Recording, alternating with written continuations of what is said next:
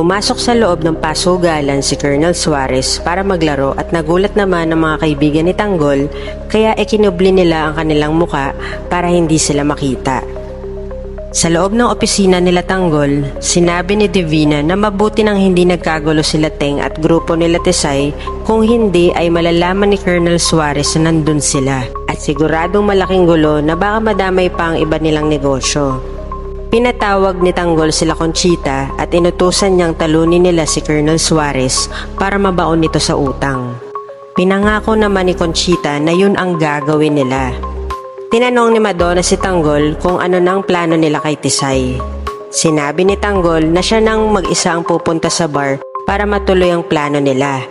Gusto namang sumama ni Madonna pero sinabi ni Tanggol na sa bahay na lang sila maghintay para mabantayan nila sa CCTV ang lahat ng galaw ni Tisay.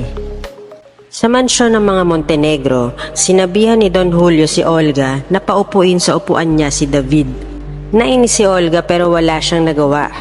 Ngunit sinabi ni David na ayaw niyang kumain, ang gusto lang niya ay kausapin silang dalawa ni Ramon. Humingi ito ng paumanhin sa mga inasal niyang hindi maganda noong mga nakaraang araw. Na tama raw si Ramon na dapat unahin ang negosyo nila at hindi ang pagsusugal. Sinabi din niyang babawi siya sa mga pagkakamali niya. Para kay Ramon, ayaw niya ng salita lang. Ang gusto niya ay umaksyon si David. Kaya inutusan niya itong patayin lahat ng Red Phoenix sa araw na iyon. Bahagyang nagulat pero sumang-ayon na lang si David sa utos ni Ramon at sisiguraduhin daw niyang pupulutin ang mga ulo ng Red Phoenix sa Quiapo. Paalis na sana si David nang tawagin ni Ramon si Bullet. Sinabihan niya ito na bantayang maigi si David kung ginagawa ba niya ng tamang trabaho at huwag kukonsintihin. Tinanong ni David si Bullet kung anong sinabi ni Ramon sa kanya. Sinabi ni Bullet na inutusan lang siyang bantayan siya maigi para walang masamang mangyari sa kanya.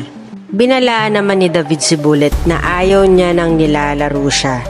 Siya raw ang boss ni Bullet kaya dapat nasa kanya raw ang katapatan nito. Tinawag si David ni Don Julio para sabihing magandang ginawa niyang paghingi ng tawad sa kanila ni Ramon.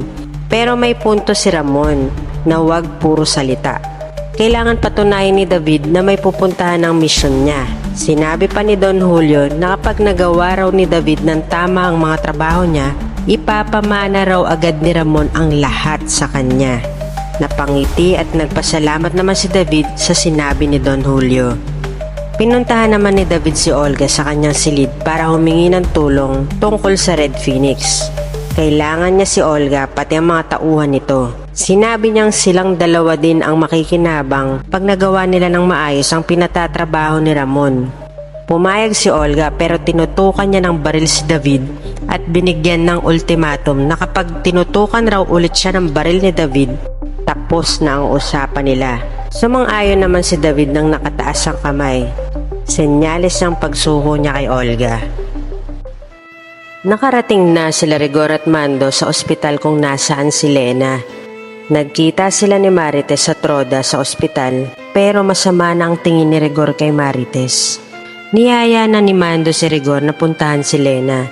Habang papunta sila sa kwarto kung nasaan si Lena ay nabanggit ng doktor na okay si Lena pero hindi na naisalba ang bata.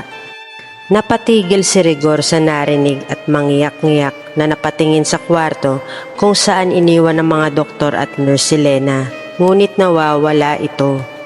Pumasok si Rigor sa kwarto, nakita niyang dugo ang kumot pati ang anak nila na tinanggal na sa tiyan ni Lena. Hindi napigilan ni Rigor ang labis na mapaiyak sa nakita. Hindi niya yon matanggap. Maya-maya ay tumayo ito at dali-daling sumugod kay Marites. Hinabol siya ni Mando. Kausap ni Tisay ang kanyang ama at sinabing siguradong pupuntahan siya ni Tanggol sa bar na pinagtatrabahuan niya dahil malamang nakahalata ito na siya ang kumuha ng dalawang sasakyan nila. At nandoon nga si Tanggol. Inagahan niya ang pagpunta para siguradong maabutan niya si Tisay. Ngunit wala pa raw si Tisay doon ayon sa waiter. Tuluyan nang tumakas si Lena at dumaan ito sa basement parking ng ospital. Sinabayan niya ang paglabas habang abala ang gwardya sa pag-asiste sa isang sasakyang magpapark. At sinugod na nga ni Rigor si Marites. Sinubukan siyang pigilan ni Mando, ngunit sa galit ni Rigor ay hindi kinaya ni Mando. Agad humarang si Roda para sabihing walang kasalanan si Marites, pero tinulak lang siya ni Rigor at agad na sinampal si Marites. Inawat ulit ni Mando si Rigor pero tinulak din siya nito. Sinakal ni Rigor si Marites at sinabing hindi niya mapapatawad si Marites sa pagpatay sa anak niya. Mabuti na lang at lumapit ang dalawang staff na lalaki sa ospital, pati ang security guard, at doon lang naawat si Rigor. Dinala na nila sa labas si Rigor habang naiwang umiiyak si Marites. Sinabi nila kay Mando na wala siyang kasalanan sa nangyari kay Lena. Labis ang hinagpis ni Marites sa ginawa sa kanya ni Rigor. Mabuti na lang at nandoon si Roda para damayan siya.